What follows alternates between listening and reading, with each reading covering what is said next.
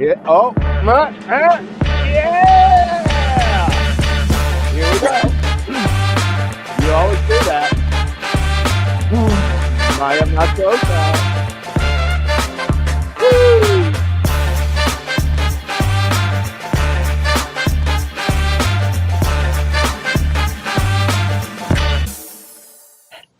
Good morning. Good morning, Timothy. Good morning to everybody who is listening to us. It's 8:20 this morning, Sunday morning. And welcome to Japanese Politics One-on-One, episode 229, where we are going to talk about, what is going on in Japanese politics. And, Timothy is going to tell us about the tariff trumps, the pause that is supposed to end on July 9th, and what are the implications there.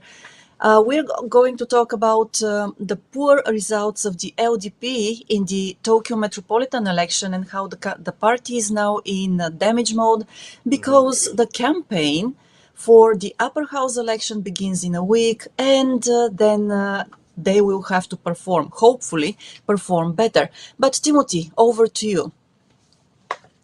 Thank you very much, Maya. I am reporting today from the port of Habu, which is on the southern tip of the island of Oshima, which is managed and controlled by Tokyo. So this is still Tokyo metropolitan area, but it is an island outside of Tokyo. It took maybe 6 hours for me to sail here yesterday.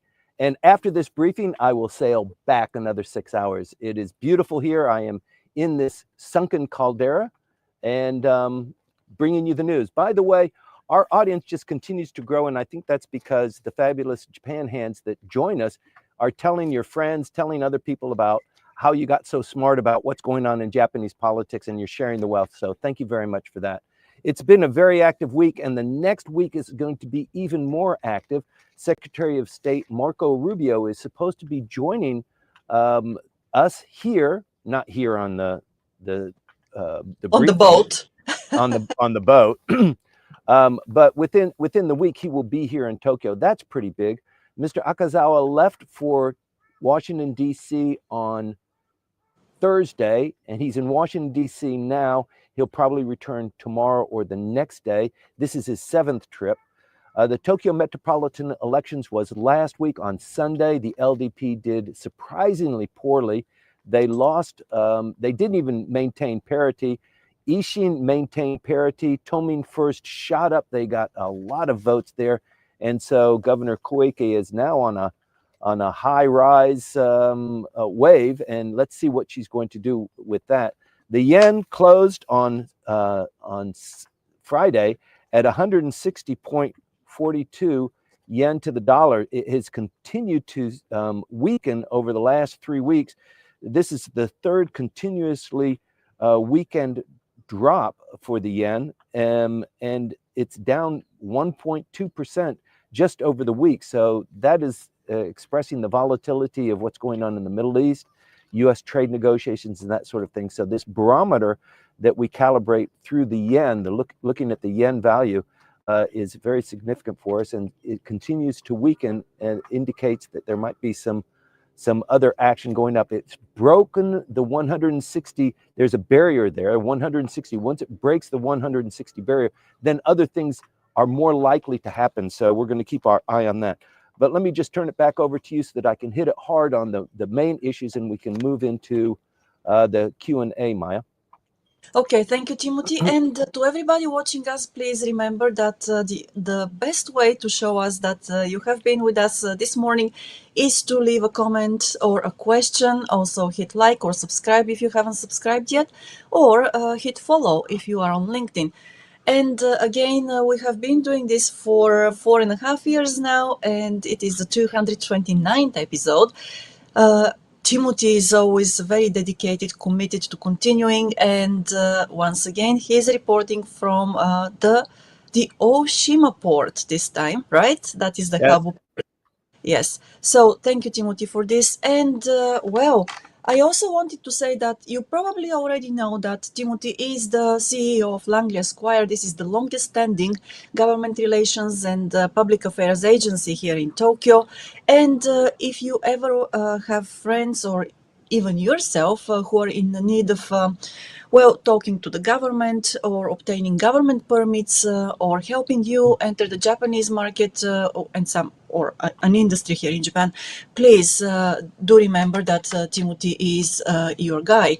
So, Timothy, over to you now again. Yes, it's not just good looks and humorous reporting that we provide to you every week. We also do actually very technical political stuff for foreign capital companies in this very difficult to be successful market. We've been doing it for a long time. I've personally been doing it more than 30 years.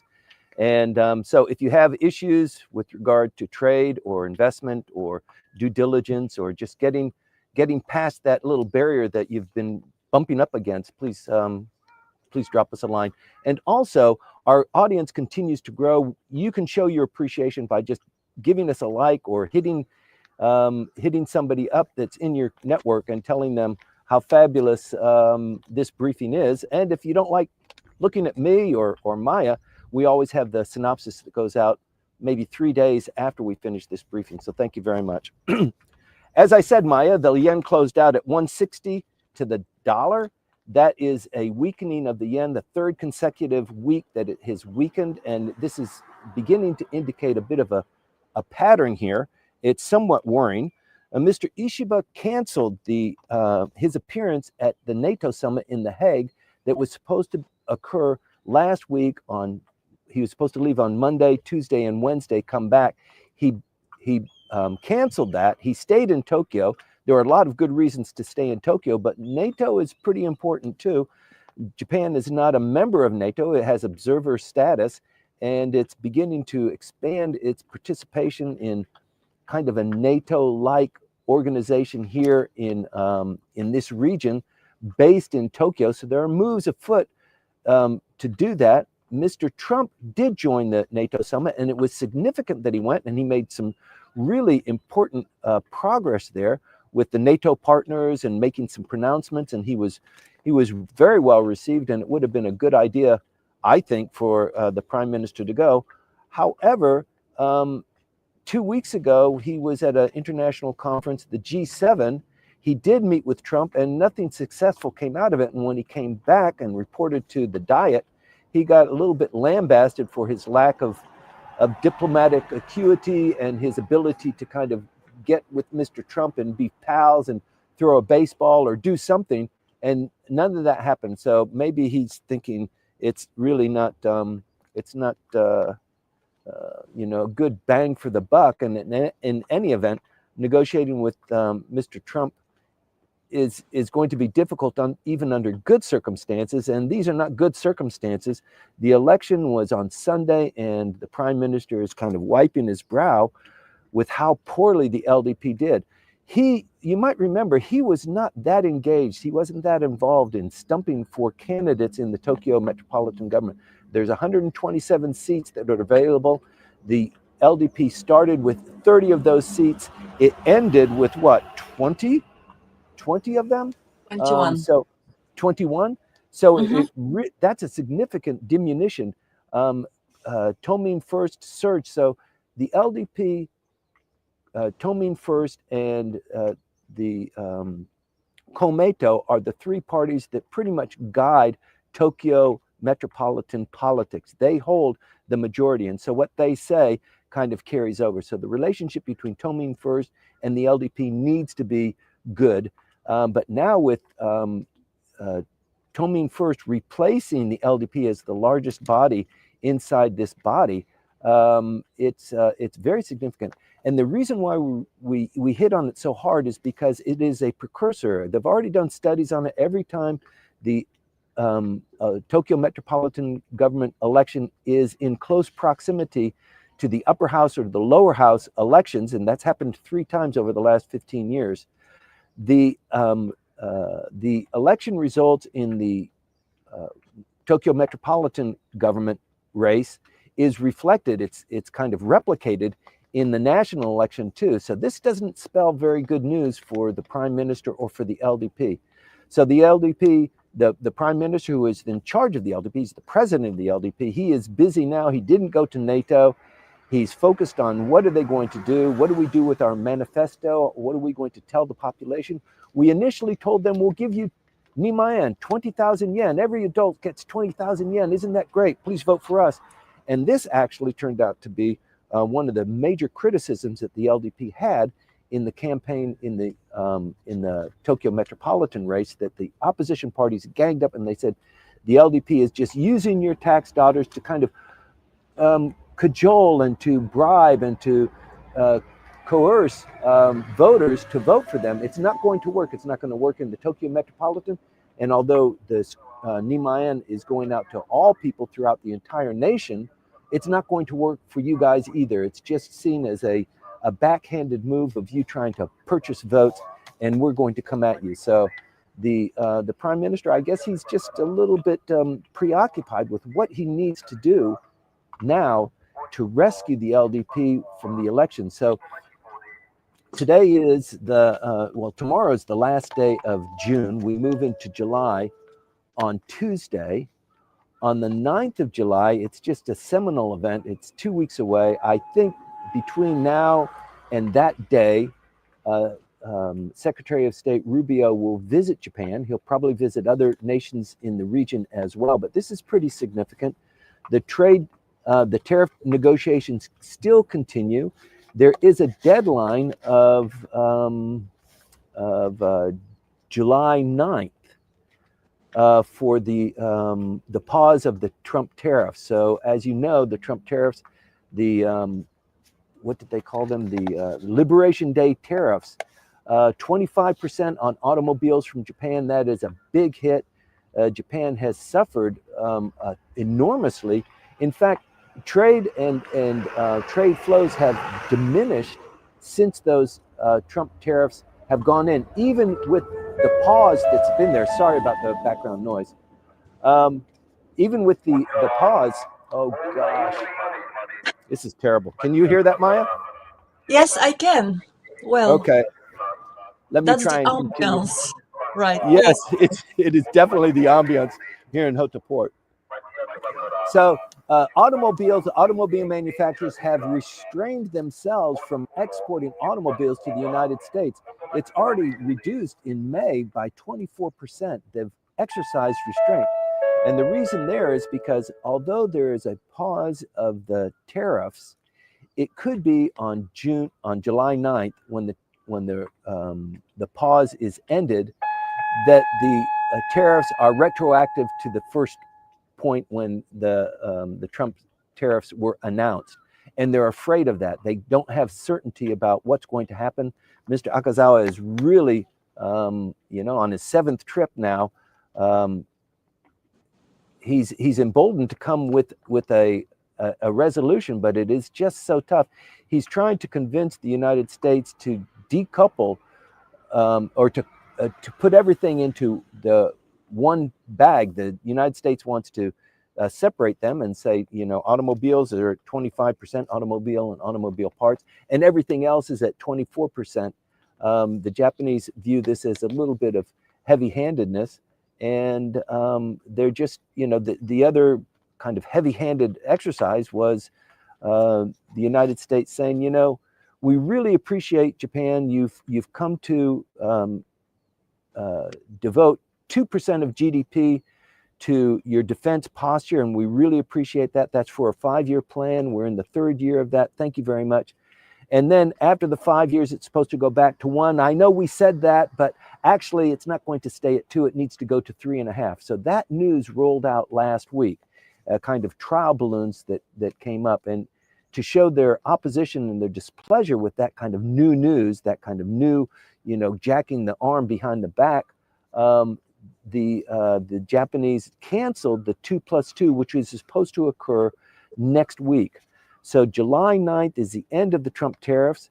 It is, or the end of the pause of Trump tariffs. There's supposed to be a resolution by then, or the tariffs presumably go into effect. I think that's not going to happen with regard to Japan. The president has already said, as long as negotiations are continuing their good faith and we're making some progress, July 9th is not a drop-dead date. And I think the Japanese have accepted that they're not going to be able to get to a resolution. There are a couple of things that are going on there. The day that the Trump pause is supposed to end on July 9th is the same day that we start the election campaigns for the upper house. So that's going to be happening, and the election time is on July 20th. So we're already in that zone. I think campaigning is going to officially start very quickly. You've seen the billboards that are up. You can see them over here, even here in the port. There, the billboards are there to put the pictures of the people who are running in this district. Actually, this is Tokyo, so this is as big as all of the billboards in Tokyo, because people will be voting from different election districts here on the island of Oshima.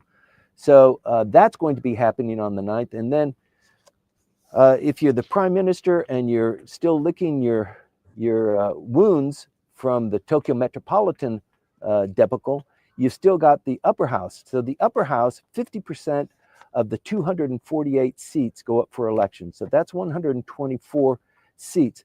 This whole brouhaha is for 124 seats of the upper house. It is unlikely that there will be a double election, but not impossible. In fact, the prime minister is focusing on risk mitigation to prevent the opposition from ganging up once again.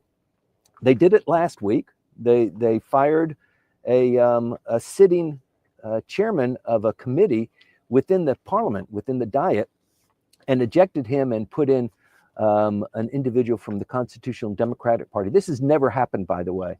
So there are a lot of things that are going that we say this has never happened, or it hasn't happened in a long time, and the yen hasn't suffered this kind of a steep decrease in value for a couple of years, or the LDP has never lost that kind of an election. There are a lot of those things that are going on.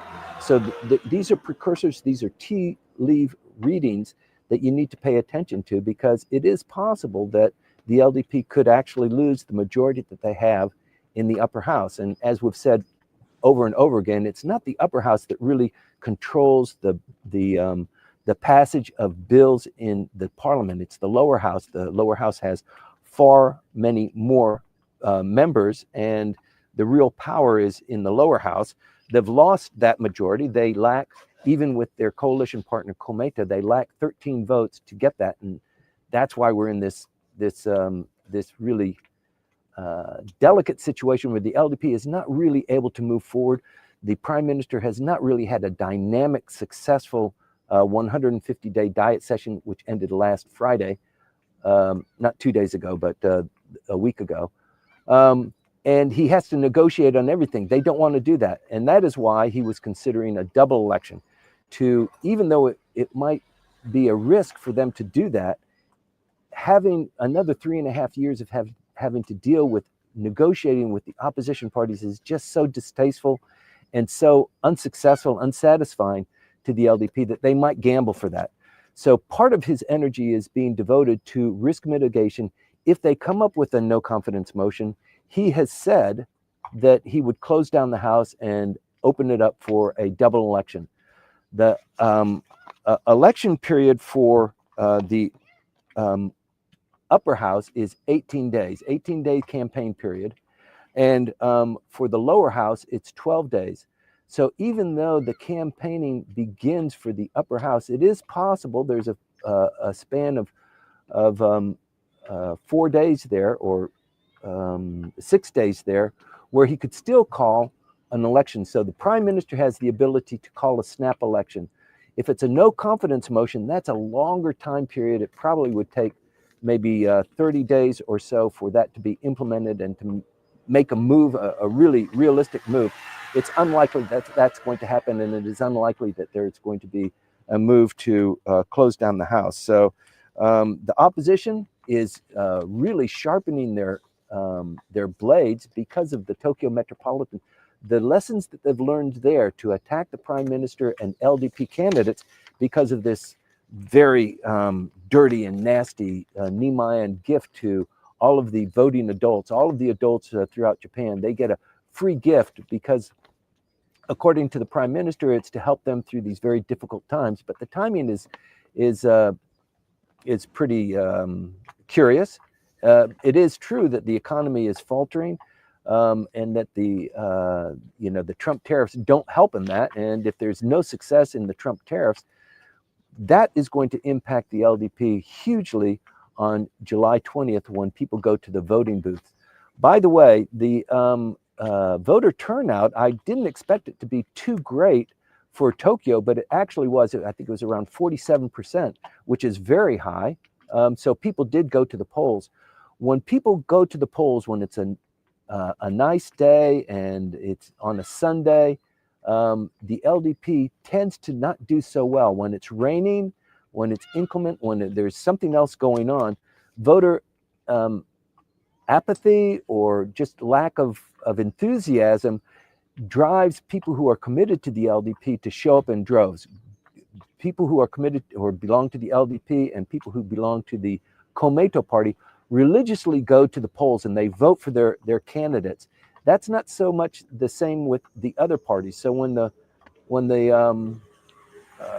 timing isn't right or when the weather isn't right, the LDP seems to do well. This time, the LDP has already orchestrated the date for the election. We didn't know which date it would be. There are only 2 or 3 dates that it could fall on a Sunday. It needs to happen in July constitutionally, but they chose July 20th. And the reason why that's important is because that's a 3-day weekend. On Monday is Marine Day. It's a national holiday. So although the weather probably will be nice, it's basically summer, the beaches will be open, but that impacts people's desire to go to the voting booths and to pull the lever and to put somebody's name on the ballot. So it's a clever kind of deft move by the LDP to ensure that the LDP is more secure in getting their candidates voted than the opposition parties. So it's something that you just need to keep an eye on. Tariff Liberation Day ends on July 9th, as we've talked. That's a Wednesday. Let me see. Overall, it's a 10% global baseline, and then country specific. And for Japan, country specific means 25% on autos and auto parts. That's a huge portion of the trade balance between the United States and Japan, and likewise with Japan and the rest of the world. But these tariffs are just dealing with the United States, and 24% country specific for Japan and exports to the United States.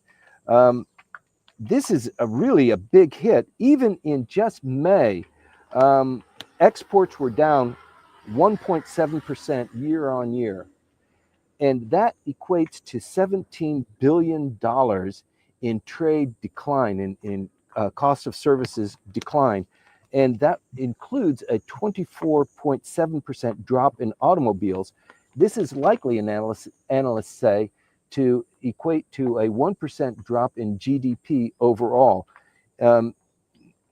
Ishiba met with Trump at the G7. That was calibrated as basically unsuccessful. I mean, what can you achieve meeting on the sidelines? There's just too much else going on. This really falls in the realm of Mr. Akazawa's negotiation. He travels with a team of about 17 bureaucrats from Treasury, from Trade, from some of the various ministries, the Prime Minister's office as well. But this is really a worrying recipe for the Prime Minister and for the LDP overall. And we're going to see the proof in the pudding in a very, very short period of time. Tomorrow's the last day of this month, and then we move into July, and then July is going to be active. July 4th is the birthday of the American United States, July 4th. So that's a big deal. I don't expect a lot of news coming out of that. But then it's the 9th, and I don't know when Mr. Rubio will be in town. But there's an awful lot to look forward to, and I appreciate you staying tuned to find out with us and to go through the Q&A so that we can examine them a little bit better. Over the last week, Chinese incursions into Japanese airspace and sea space has really increased. The Chinese have 2 large brand new aircraft carriers. They have been expanding their range of visits. They haven't really breached into Japanese sea space, but they are flying exercises, more than 2,000 sorties have been flown over the last 2 weeks from these aircraft carriers, and they are beginning to exercise a little bit of their muscle. It must be very worrying for Taiwan as they begin to expand. They haven't gone as far to Guam. The first baseline are the Bonin Islands, Ogasawara, something like that. But when they expand a little bit farther to include something like Guam, it is a bit of an escalation. And we can anticipate that, not just with the exercises from these two huge aircraft carriers, but also with the jets that are flying and scrambling self-defense forces and the American forces jets from Naha. The number of sorties that they have flown and the kind of teasing that they do to incursions is really becoming worrying. There was a Chinese fighter jet that swooped by a Japan self-defense forces coming within 45 meters of the cockpit. This you might have seen it on television. This is really provocative. You know, an accident can happen, and accidents are more likely the cause of starting a war than actually careful thought. So this is really not good news. Tactical drills, trilateral drills are occurring right now in Kagoshima, involving the United States, the Philippines, and Japan. These are Marine forces, so they're going through drills there on search and rescue and on just coordinating. But it is a big deal. Japan and the Philippines are becoming a little bit more cohesive in their joint exercises. The United States, of course, always there as well.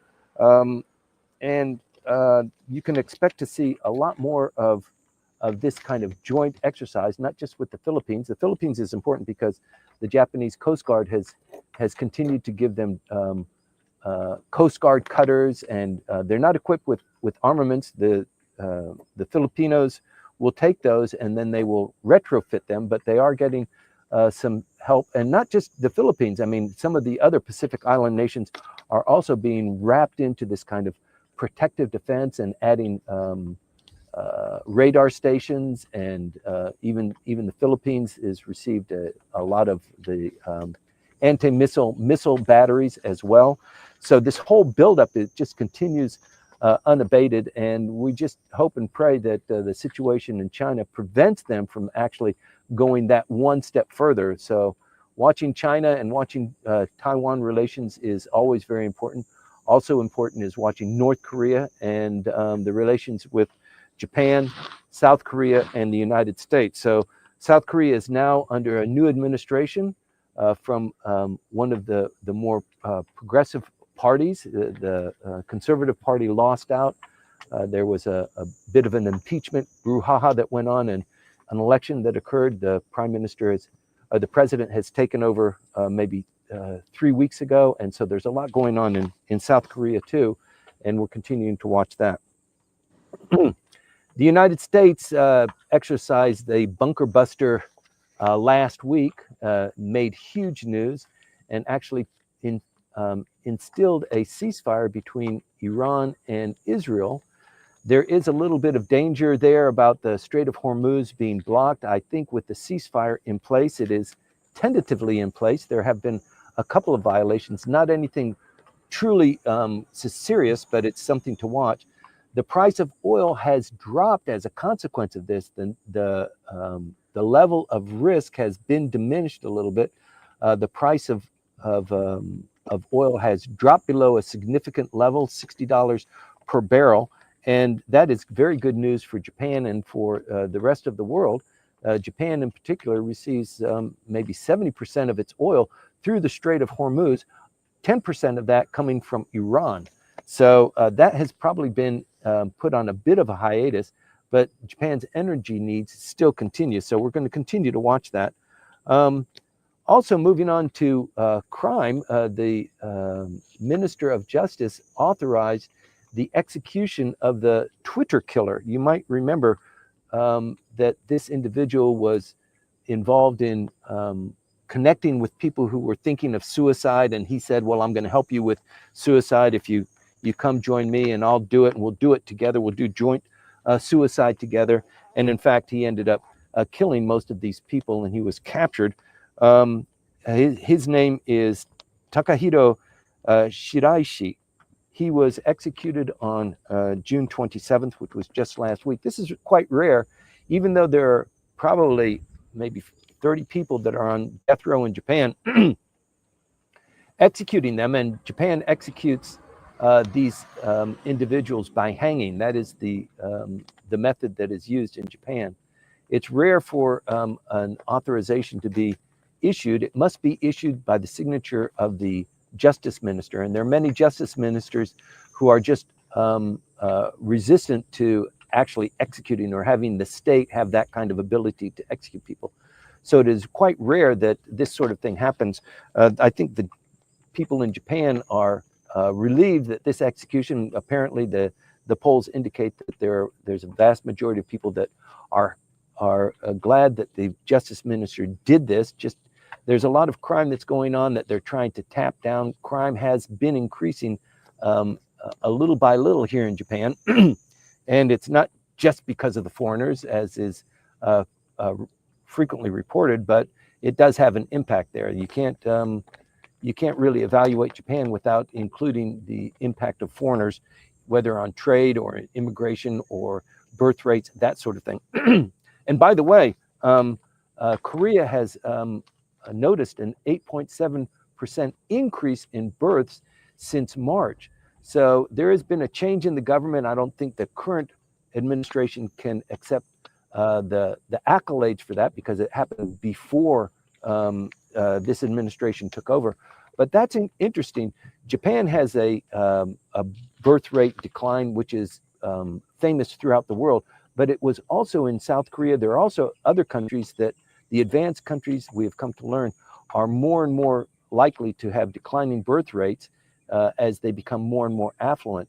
South Korea has come up and somehow addressed that. So it's a lesson for other countries to pay attention to. We're going to continue to watch that. But with regard to crime, there's a lot that's going on. Some of it doesn't really hit the press.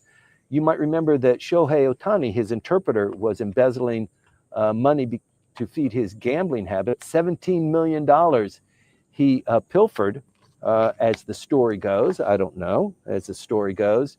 He pilfered without Mr. Ohtani's knowledge or acquiescence. And he was arrested. He was found guilty, and he started doing time 2 weeks ago.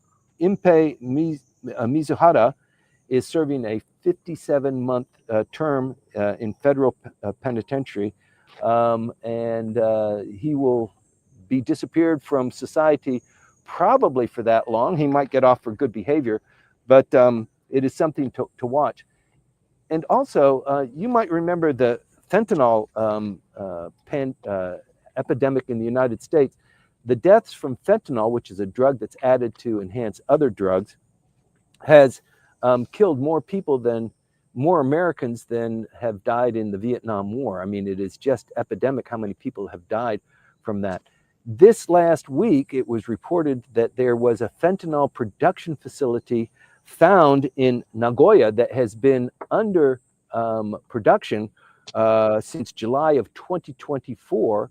And this is done by a Chinese-owned company. So they hide it as well as they can, but investigation has uncovered that. And it looks like they have been producing fentanyl and exporting it to the United States through Japan, because nobody's really watching Japan. They're watching, China. They're watching Vietnam for this production. It's coming into Canada. It's coming in through Mexico. But this new report is somewhat alarming, that the Chinese have developed a fentanyl production site here in Tokyo. But anyway, that's about it. I know there's a lot more to talk about. Maybe we can get into it in the Q&A period, Maya. I haven't gotten that deep into everything I want to talk about, but I want to push off and sail again. So back to you, Maya. Right. Yes. Okay. Thank you, Timothy. And yes, we recognize your willingness to sail again, to come back to Tokyo, or no, maybe Chiba, right? So, and not stay I'm in there. Tokyo.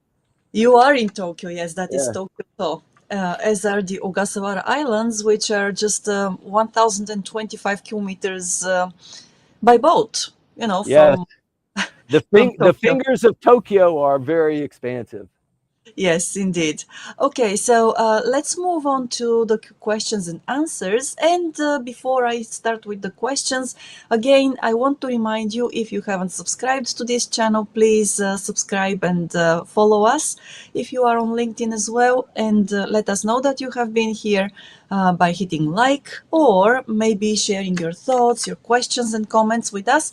So if you cannot do this now and you do it later after we finish the live stream, we'll be very happy to read those comments and questions next week on Just Sunday.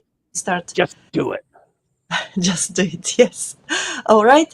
And well, also, I forgot what I wanted to say, Timothy. You probably wanted to do some more fentanyl. Oof, no, no, no. Okay, anyway, so, but that's, yes, please let us know that you support us. And if you think that these briefings may be helpful to your friends, maybe family members or colleagues, share them with those people as well. So, Timothy, moving on to the questions now, we've got one, just a moment. So, this one comes from Byron Johnston. And it is a comment followed by a question here. Byron writes, it is widely expected that the LDP will take significant losses in the upper house election on July 20th, with some observers even predicting that the losses are likely to be severe and to trigger a resignation of the cabinet on July 21st. Yep. What level of losses might, in fact, trigger such resignation? And as an LDP coalition with is an LDP coalition with Ishin and the Democratic Party for the People on the cards? Thanks for the question. I don't think a coalition with Ishin is in the cards. I think Ishin is more likely to form some sort of a coalition. Ishin is based in Kansai. It really wants to be more of a national body, not just located in Kansai. However, in the last election, they maintained parity at 15 seats in the Tokyo Metropolitan Government. They didn't increase, they didn't expand. They want to be a national. They're not quite there yet. And it is more likely that they might kiss face with Koike, with Tomin First, to try and enhance their position there, not with the LDP. It seems less likely with the LDP, and it does look like, as you've predicted or as you've noted, that the LDP could get a smacking in this upper house election. They lack 13 votes in the lower house. They have a gap. They have a cushion of about 24 seats in the upper house. So that's they would have to lose 24. I mean, they could lose 15 and still that would be qualified among people in the LDP who dislike this prime minister as reason enough. So they don't need a whole lot of reasons, but certainly if they lose half of what their cushion is, I think that would be a disaster for the LDP. In any event, we predict that the LDP will not shine very brightly in the upper house election. Once again, they have tried what they can, giving people free money, telling people that GDP will grow by almost 40% until 2040. So stick with us and GDP will grow. It's declining 1% because of the Trump tariffs, but don't pay attention to that. Believe us, it's going to grow. And by the way, we guarantee that your salaries are going to increase by 100% by 2040. So go with that, right? I don't know if it's going to work. And I suspect that, the LDP will be in, I don't think that they'll be in a minority, but it is possible. But kind of who cares? They're in a minority in the lower house, and all they need is just another piece of a shove to make it even worse. But yes, it is likely that the prime minister will be switched out. It's unlikely that the LDP will come through with a bunch of flowers and smelling great. That's not very likely. And so everybody, of course, is going to blame the prime minister. And in fact, when you take a look at him, he did pretty well in the 150-day session that just ended, given all of the things that happened in that period. He did relatively well. But in the Tokyo Metropolitan elections, once again, we see that he's not really that engaged. He didn't really embody himself into running campaigns or stump speaking for people. He left that to his lieutenant, Mr. Minoru Kihara, who was a rising star. Kihara is an excellent politician. There are places he's going to go. He is really a good politician. But now he's going to take the brunt of not doing well in the Tokyo Metropolitan election. So maybe he has to take a bit of a backseat. But I think, above and beyond everything else, it is the prime minister's fault. He is the president of the LDP. If they didn't do well, if the manifesto that he authored or he signed off on that goes to all of the candidates for the 124 seats, for the LDP candidates in that race, yeah, they're going to blame him, and he's an easy target for that. So, and there are a lot of people within the LDP that really want to come in. We'll probably talk about that as that date approaches. It's a little bit early right now to talk about Konotara or Takaishi or even Mr. Koizumi, but those names will come up. Well, thank you for that analysis. And I have a question to you. So reportedly, Ms. Koike, the governor of Tokyo, Yuriko Koike, she has said that she is going to support the candidates of the LDP plus Komeito coalition in the upper house election, right? So my question to you is this, what is behind this, okay? So is it a new political ambition or her old political ambition to, well, has it resurfaced? Because she is the governor of Tokyo. This is right, the largest metropolis on earth, and we have talked about this before. That basically that's a very good position because while it involves a lot of responsibilities, she doesn't have to report to political parties and so on. So it seems to be a good position for her, and she has done really well in it. But what is it with the LDP and Komeito support?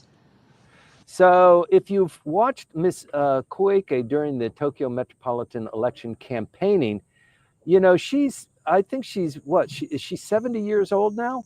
I don't know if she has it in her, and going to national politics, it would diminish her brand right now. She is, as you said, the governor of the largest metropolis in the world. She is more powerful than any cabinet secretary. Some would put her on par with even the prime minister in terms of throw weight. I don't think she's going to do that. I think she might stand back and be something of a kingmaker. That's more of an indication of, if you read between the comments that she's made and also the dynamics of maybe cozying up to Ishin, supporting Komeito, supporting LDP candidates. So within the within the Tokyo, the three parties, Komeito, Tomin First, and the LDP, basically dominate how bills are passed and how the city is run. She wants to preserve that. It makes things easier. Boy, the LDP is jealous of her because they don't have that anymore. They can't push people around, even a coalition with Komeito, and Komeito is not doing that well. So they do need to have another coalition partner, and I'm wondering what kind of concessions the governor has received in order to physically and vocally tell the audience, tell the world, I'm going to support Komeito, I'm going to support the LDP when these elections come up. I'm not personally running, but I'm going to support candidates who are running. And by the way, of the seats for the upper house, there are a couple of seats that are dedicated to Tokyo as well. So, she wants her candidates to win that. But really, this is preparation for the next lower house election. They don't have to have an election for another 3.5 years, but I don't think the LDP, Komeito, and maybe Tomin First can stand it. They can't wait that long. So something's going to happen. Probably, first of all, a new prime minister and a new cabinet, and then maybe a snap election. It's not a good time to have a snap election now with the Trump tariffs going on, the economy going down, the yen spiraling. It's not a good time. People would say, you guys are just focusing on yourself, focus on us. This Neiman that you've distributed to everybody, it's just a gimmick. It's not really helping us. Why didn't you just reduce the consumption tax, like the Constitutional Democratic Party advised. That was their policy. But you said, no, let's just give people Nimayan. That's just ridiculous. So there is a lot of tension going on there. Right. And we have a comment from Manabe-san this morning along this, about this topic, of course. So he says, in the Tokyo Metropolitan election, Ishin lost, Komeito lost, but Sansei won. It gained seats. So what is the trend around the conservative parties winning? Why is it happening? What are your thoughts on this, Timothy? Oh, that's really a great observation, and I appreciate you always being here and contributing to our briefing. So Shinseito did extremely well, but we predicted that it would do extremely well. It is very savvy in using social media and reaching out, and this was the big lesson that we learned in the last two elections for governor of Tokyo, and also for similar elections that have occurred recently, and the emergence of the former mayor of Akita,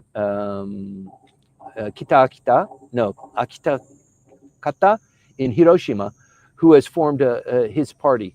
And so that skillful use of social media, the younger voters are now beginning to participate because they see an avenue for them to participate. It's not like mom and dad. Actually, I can vote, on my positions. And these tend to be, as we've seen, a little bit more conservative than you might anticipate. And also the sprouting of parties. So in this last election for the Tokyo Metropolitan, there were 15 parties. Typically, there are 9 parties in the Tokyo Metropolitan. There were 15 parties, 6 brand new ones, or emerging political parties. And the emerging ones did better overall than the standard LDP, Komeito, Ishin parties. So it is something to watch, and it's probably, this segment of the voting population is beginning to grow, the younger people under 35s, who are more influenced by, not by news, not by NHK or by the Nikkei, but they've got their own news sources, and they rely on them a little bit more consistently than the basically tried and true LDP members. Maya? Oh, yes. Okay. Thank you for that. And also, I wonder, because you mentioned once again Noda-san, and that, the LDP, Komeito, and probably Tomin, they cannot wait for another lower house election. They missed the opportunity to have a double election this time. But Right. once again, we know that Noda-san refused to submit no confidence motion because of a couple of reasons. He probably wanted the LDP to finish the negotiations with the Trump administration on the tariffs, and probably there were a couple of other reasons. But do you think that once the tariffs negotiations are over, and this is a question I repeat from last week, do you think that once the tariff negotiations are over and some agreement has been reached, then the opposition parties will actually go forward and submit a no confidence vote? Probably the answer is yes, but it really depends on a lot of dynamics. So I think Mr. Noda, so the reason why Mr. Noda is important here is because in order to file or initiate a no confidence motion, your party has to have 50 or more members, and only the Constitutional Democratic Party satisfies that initial requirement. So Mr. Noda must be behind a no confidence motion. And also he needs to be confident that all of the opposition parties, and hopefully a couple of the LDP members, will also vote for that no confidence. So the no confidence motion will succeed, and then the prime minister either must resign or he must close down the House. And that happens within it's not a brief period of time. It actually takes about 30, 35 days for that process to run its course. And I think Mr. Noda, I think it was self-preservation, actually, why he didn't push forward with the no confidence. If he pushed forward with the no confidence motion and it succeeded, he could be blamed for jamming the Trump tariff talks, for disrupting the economy, for things like that. He could win by ejecting the prime minister or by forcing a double election, but I think the voters weren't really prepared for that. But more importantly, what happens to Mr. Noda? If he doesn't do anything, he's still the president and the leader of the Constitutional Democratic Party. That's not likely to change, even if he makes some mistakes. If he called for a no confidence motion and it didn't succeed, then he's out. He's not going to be the leader of the Constitutional Democratic. So I think, that was also weighing on his mind too. I'd prefer to be a consistent leader of the Constitutional Democratic Party until the end of my time, rather than put my head on the chopping block and turn out to be a hero and I give myself 20% chance of that, or to be a bum and be kicked out. So I think it was just expediency. Right. Okay. Thank you for that. And Yuka, thank you very much for that. Yuka says, thanks for including the fentanyl topic in the briefing. And on this topic, I have a question to you. Do you think that the discovery that Chinese production line has been operating for a year now here in Japan, do you think that it is going to have any impact on the tariff negotiations? Because we know that Trump administration is very hot on this topic. So they talked about this when it came to the tariffs imposed on Canada, also Mexico, and now Japan, of all countries, has such a production line, though the government didn't know that and they just discovered it. So do you think that there will be an impact on the tariff negotiations with this? Probably not on the tariff negotiations. It's pretty shocking news to all of us who are hearing that for the first time. I think this news was just broken this last week. Isn't that right, Maya? Yesterday or well, last Thursday? week, yes, a couple of days ago, yes. Yeah, and it's shocking, and it tells you how clever the Chinese are to be able to do it and set up a shop here right under our noses and do this production and then ship it out to the United States through whatever means they do it, either through shipping containers, probably not through airplanes, but you just never know. It's it's just incredible that they would do that. But with regard to the Trump negotiations, maybe Trump will say, you need to tighten up your policing. You need to be tougher on the Chinese. You need to make sure that these sorts of things aren't happening under your nose because Americans are dying because of you. I kind of don't think so, but it's anything is quite possible. All right. So there are a couple of other questions. One of them is in Clubhouse, and the other from Cam, which came first, and then Diana. We are going to address your question as well, but going in chronological order. So the question from Cam now is, why was it so difficult for Prime Minister Ishiba to support the United States and Israel after their strikes on Iran's nuclear sites, despite Japan's alliance with the US? And what does this hesitation reveal about Japan's strategic balancing in the Middle East diplomacy? It's amazing. So thanks for the question, Cam. If you didn't see the press briefing, it was a press briefing that didn't need to have a press briefing. The prime minister was asked what and he dodged the question. He didn't come to the United States aid and say the president made the right move. This is to be applauded. The United States needs to do that. It needs to protect. I don't know what he was advised, but he just was mealy-mouthed, and he didn't say anything of real substance. And I think you're right, Cam, to point out this is rather disappointing for the prime minister. But I think that there's messaging going on in the background. He's really angry that this 25% tariff on automobiles and parts, and they're sticking to it. They can't negotiate the United States from kind of avoiding that. And this is our bread and butter. Why are you doing that? If we're pals and we're buying a lot of equipment from you, we're trying to beef up our defenses, we negotiated and we kind of swallowed everything, and we did the U.S. steel deal according to your needs. And yet you treat us like this, no. And we're not going to polish the apple, and we're not going to have the 2+2. And you need to start dealing with us a little bit more respectfully. I think maybe that's part of the messaging that's going on there. But I thought that the comments of the Prime Minister were just really out of character. They were, but also, as you mentioned last week, Timothy, that Japan imports 7% of its oil from Iran. And we have seen this before with previous crises, that Japan has always had a special, let's say, special attitude and special opinion when it comes to Japan and the Middle East. And I don't think that they do, actually, they are very much for disrupting that supply chain at the moment. And I believe that there is also another thing. Even though many people say that the Japanese politicians do not really care much about what the population think or do, right? So eventually, with the rise of social media, the democratizations of different media channels, people nowadays can see that it's, the narrative delivered by the mainstream media differs from what is really happening.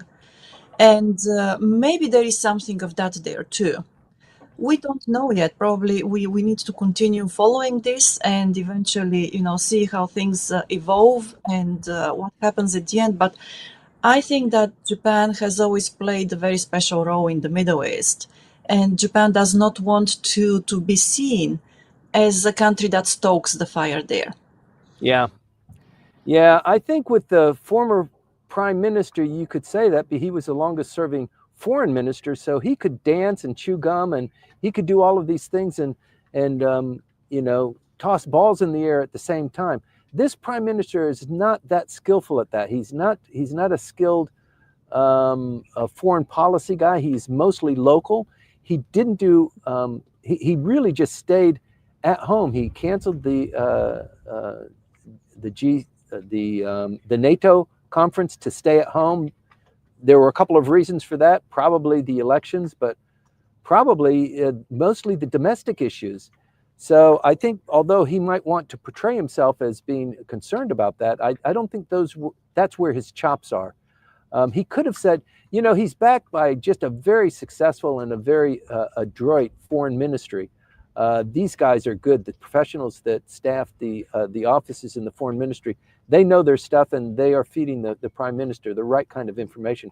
So I'm a bit surprised why he took that kind of stand back attitude, but there is meaning to that. So it is right that we point it out and we observe it and try and evaluate why is that occurring now? Wouldn't you suspect that Japan would be a good friend to the United States, especially with the President of the United States?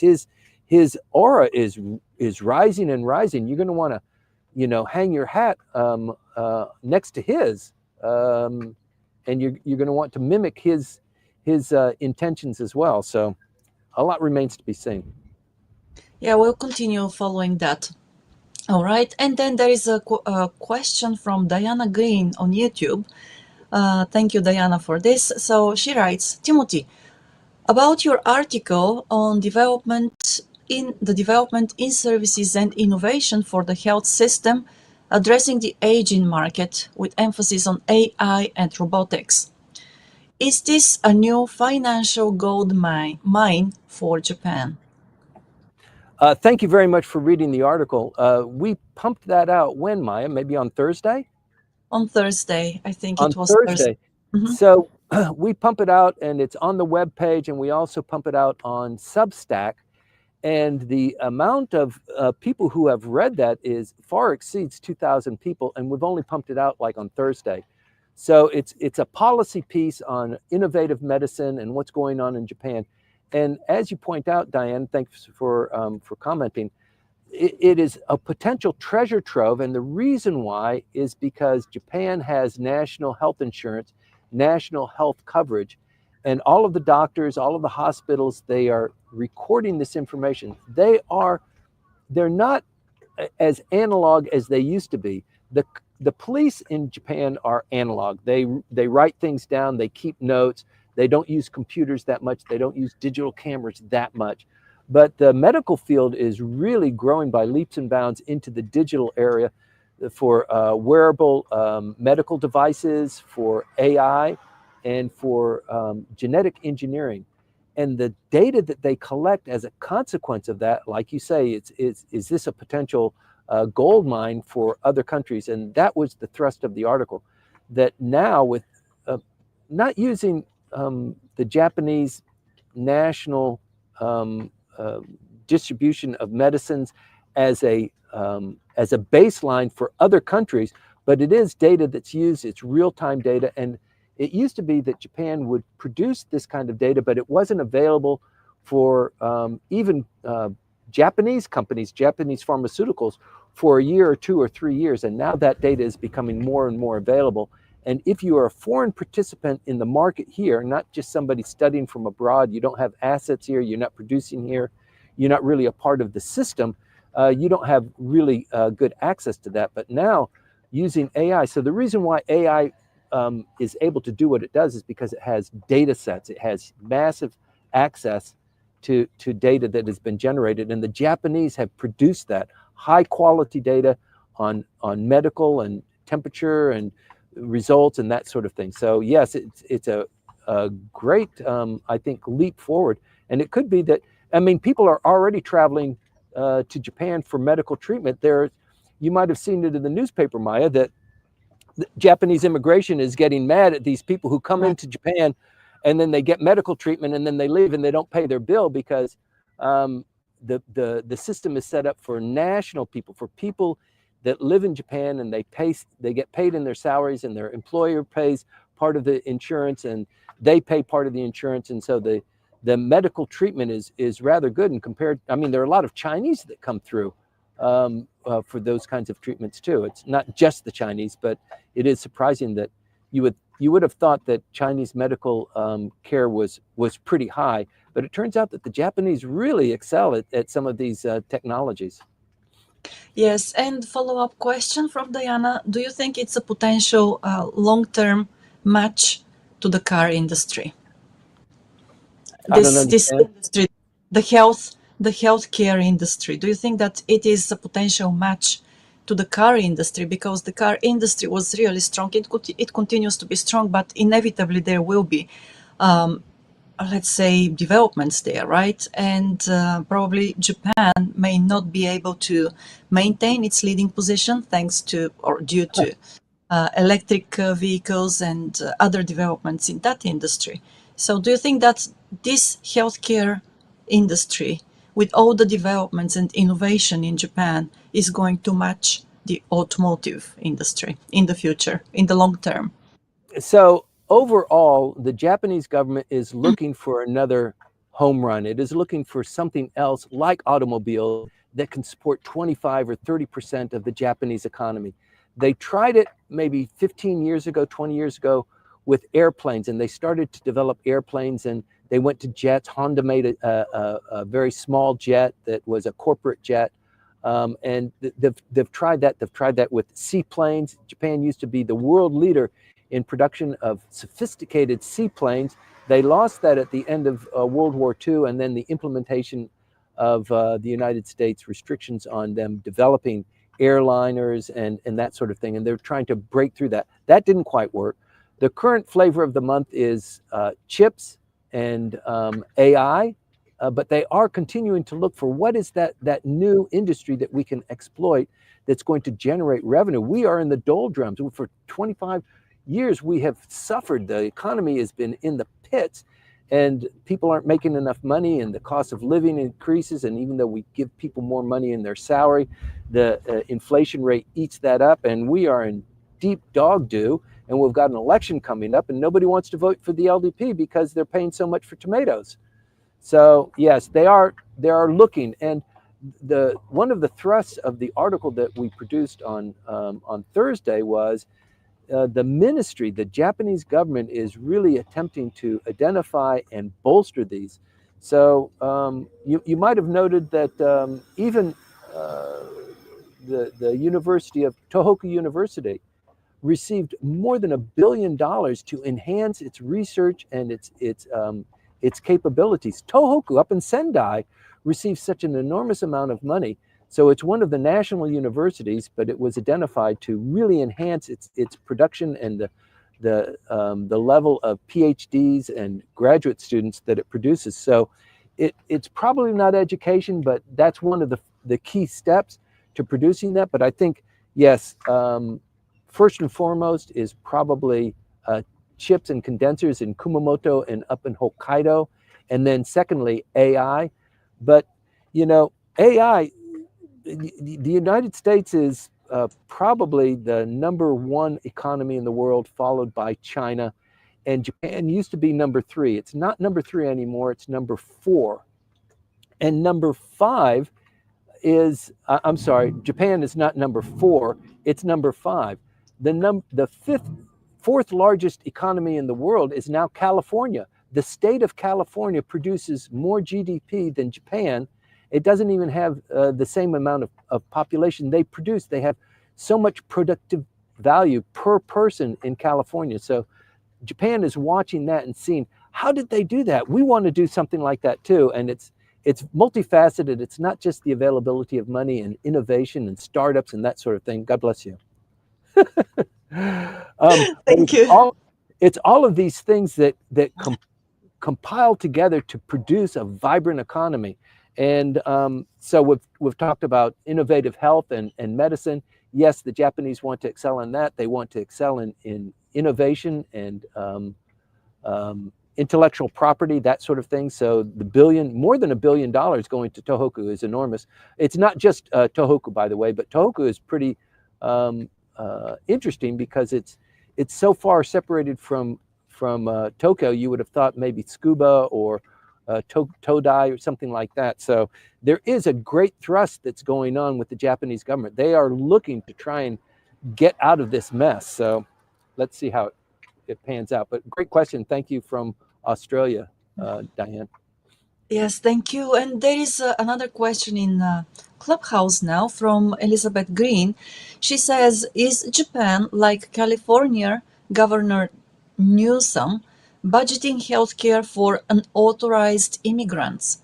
So you can give, for example, this is a quote, you can give $12.1 billion in a gift of public funds to illegal immigrants, prioritizing illegal immigrants over your own citizens. And she has also shared the link to the article that states that. Okay, that's getting a little bit out of my depth.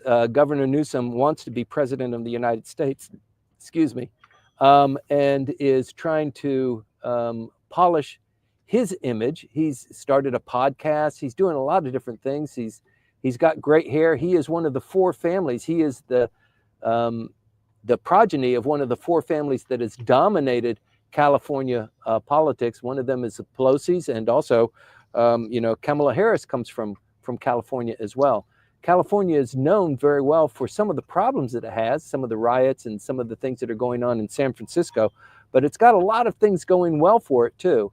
So who knows what's going to happen? But I don't know if the Japanese are going to take many lessons from California, for example, paying for foreigners, undocumented foreigners, or people that come. That's just not a part of the mix here. It is a national health insurance, and you need to be employed. You need to be a resident of Japan, paying into that system. And if you're not, you've got to pay out of the pocket for it. They're going fishing. All right. So the immigration policies here are much stricter than those in the United States and maybe those in Western European countries as well. And for this reason, Japan has it has been criticized a lot for the past decade or two even by foreigners living here because Japan is not open to immigration. Yep. And because of this reason, once again, it's not so easy to come here and use the healthcare system if you are not registered as a resident, be it permanent or be it short-term resident. And still there are some indigenous, or let's say very fun, how can I say, some ways of abusing the system, but it's not really the scale we see in other parts of the world. Yeah. So, okay, and with this, Timothy, it looks like we are about to close up the shop today. and well, let you sail back to Chiba and enjoy the sail as well. It's a beautiful day here. Hopefully I the don't wind is good too. I don't mean to look so happy when you say that. It's just a slip. You know, I do enjoy this briefing. I enjoy um, being with everybody every Sunday, 229 times. Right, yes. Yes, and no matter Congratulations where we for go, your commitment and persistence. it's called terror. You know, Oh, oh, okay. this is your idea in the beginning. You It's will my remember. idea. I take responsibility for this. But it really went successfully. I mean, you first said, let's just try it 4 times or 8 times and see how it goes. And it took off like a rocket, as you predicted it would. And now I'm a prisoner of what you've created. I can't stop it. We have such a great audience and people look forward to it. Ambassadors write their cables back to their home office based on our briefings. I know that. At least you could hit like, but then everybody's going to know that you're the ambassador and you watch this program. So now the gig is up. So, but you know, be generous. We're generous, aren't we? Yes. Okay. Yes, we have been providing these briefings for 4.5 years, free of charge, open to everybody who is interested in politics or wants to learn a different perspective from the one in the mass media as well. Yeah. And yes, thank you, Hiroaki, for congratulations. Yes. Okay. Congratulations on this episode. Thank you, Hiroaki. Very much appreciated. And Timothy, we have been able to travel with you. So to Yes. sail with you and see parts of Tokyo and the islands here, thanks to these briefings. Wow, that's beautiful. That's the caldera of the Habu port, isn't Yes, it? that's right. So this is it's a circular port and Mm-hmm. it's surrounded by high cliffs because this was right in the middle of the water was where the mouth of the volcano was. And it Right. built up and then the vacuum where all the magna came, it just the seawater rushed in and it collapsed and created this harbor. It's Wow. beautiful. Thank you for that indeed. Okay, so and to everybody, thank you once again for staying with us, listening, for letting us know that you have been with us by hitting follow, subscribe, and leaving a comment or a question. You can do this even during the week, so we can address these comments and questions next Sunday when we're going to have the 230th episode. And Timothy, to you, thank you again, and Thank you, Maya. well, for showing the Habu port to us. That's all for today. And enjoy your weekend, enjoy the beautiful day, and stay hydrated. That's the most important thing because we are in the middle of the rainy season. And Diana, to you and everybody else in Australia, stay warm, stay dry, and be well. Yes. That's right. Okay. It's winter there. It is winter. Yes. Uh, Thank you. See you next Sunday. thanks, everybody. Thanks, Maya. Thank you.